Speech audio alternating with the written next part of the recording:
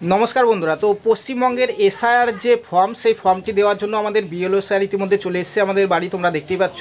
তো বিএলও স্যারের কাছে আমরা দেখে নেব যে এসআইআর যে ফর্ম রয়েছে সেই ফর্মটি ফিল আপ করার একদম নির্ভুল সঠিক উপায় কী রয়েছে। কারণ ইউটিউবে এখন কিন্তু বিভিন্ন জন বিভিন্ন রকম পদ্ধতিতে ফর্ম ফিল আপ দেখাচ্ছে।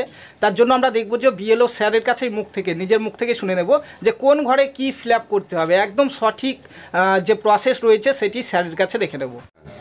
প্রথমে বলি যে নির্বাচকের যা নাম সেই নাম অনুযায়ী এটা হচ্ছে 2025 সালের লিস্ট অনুযায়ী আছে। সেই 2025 সালের লিস্টে যা আছে ঠিক সেই রকমভাবে এটা পূরণ হবে, এই ঘরটা পূরণ হবে। এটা সবার ক্ষেত্রে প্রযোজ্য। এখানে জন্ম তারিখ, তারপর আধার নম্বর দেওয়া যাবে, নাও দেওয়া যাবে, মোবাইল নম্বর, পিতার নাম, অভিভাবকের নাম, এখানে পিতার এপিক নম্বর যদি থাকে তাহলে দেবে, মায়ের নাম, মায়ের এপিক নম্বর যদি থাকে এটা। আর বিবাহিত পুরুষ হলে স্ত্রীর নাম দেবে, বিবাহিত নারী হলে এখানে স্বামীর নাম দেবে। এটা 2025 সালের লিস্ট অনুযায়ী হবে। এইবার কোনো ব্যক্তির যদি 2002-এ নাম নিজের নাম থাকে তাহলে সেক্ষেত্রে এই ঘরটা পূরণ হবে। সেক্ষেত্রে নিজের নাম দেবে, এপিক নম্বর দেবে, আত্মীয়ের নাম মানে 2002-এর লিস্টে যেরকম থাকবে তার বাবার নাম বা মায়ের নাম থাকবে সেটা এখানে বসবে। সম্পর্ক বাবা মা উল্লেখ করবে, জেলা, রাজ্যের নাম, বিধানসভা ক্ষেত্রের নাম এবং 2002-এ এখানে অংশ নম্বর এবং ক্রমিক সংখ্যা যা ছিল সেটাই বসবে। কিন্তু যদি কোনো ব্যক্তির 2002-এ নাম না থাকে সেক্ষেত্রে তার আত্মীয়ের নাম থাকবে, সে এই ঘর পূরণ করবে। সে আত্মীয়ের জায়গায় যদি বাবার নাম থাকে তাহলে বাবার নাম দেবে, এপিক নম্বর যদি থাকে সেখানে দেবে। আর এই আত্মীয়ের নামটা এখানে অনেক সময় কনফিউশন হয়, কিন্তু এইখানে যে নামটা বসবে তার পাশে যে আত্মীয় নাম থাকবে তার যদি বাবার নাম থাকে সে বাবার নামটা দেবে। আর এই সম্পর্কটাতে কনফিউশন সব থেকে বেশি এইখানে বসবে কি, এইখানে যে নামটা বসছে তার সঙ্গে দরখাস্তকারীর সম্পর্ক এখানে বসবে। সেটা বাবা, ঠাকুমা, ঠাকুরদা, মা এটাও হতে পারে। জেলা, রাজ্যের নাম, বিধানসভা ক্ষেত্রের নাম এবং 2002-এর অংশ নম্বর ক্রমিক সংখ্যা এখানে বসবে।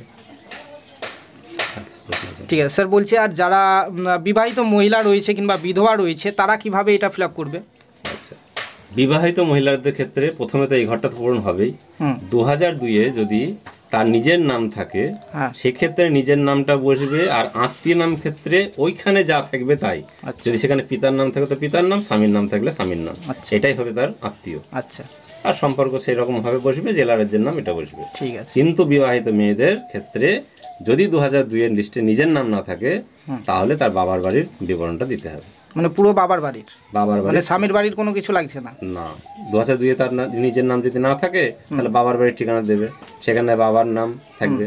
বাবা মায়ের যদি না থাকে তার দাদু ঠাকুমার নাম থাকবে। আচ্ছা, এবার সেইখানে নাম থেকে তার এপিক নম্বর, আত্মীয়ের নাম, ওখানেও সে তাই লিস্টে যা থাকবে সেই অনুযায়ী আত্মীয় হবে, এটা কনফিউশন যেন না থাকে। আচ্ছা, আত্মীয়ের নাম সেই লিস্টে যা থাকবে তাই। আচ্ছা, এবার একটা জিনিস এক্সট্রা বলে দিই, সেটা হচ্ছে 2025-এর লিস্ট এবং 2002-এর লিস্ট যদি নাম আলাদা থাকে তাহলে সে আলাদা নামই লিখতে হবে, যে বানান থাকবে সেই বানানে লিখতে হবে।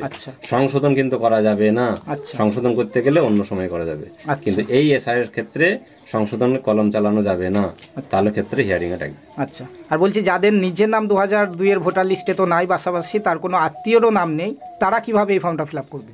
সেক্ষেত্রে তারা অফলাইনে যেহেতু পূরণ হয়েছে তারা কাকা, জেঠু ইত্যাদির নাম দিতে পারে, কিন্তু শিওর নয় যে তাদের হিয়ারিং হবে না। তাদের কিন্তু হিয়ারিং হতেও পারে, যদি ডাকে তাহলে অবশ্যই যেতে হবে। আচ্ছা, ঠিক আছে, থ্যাংক ইউ।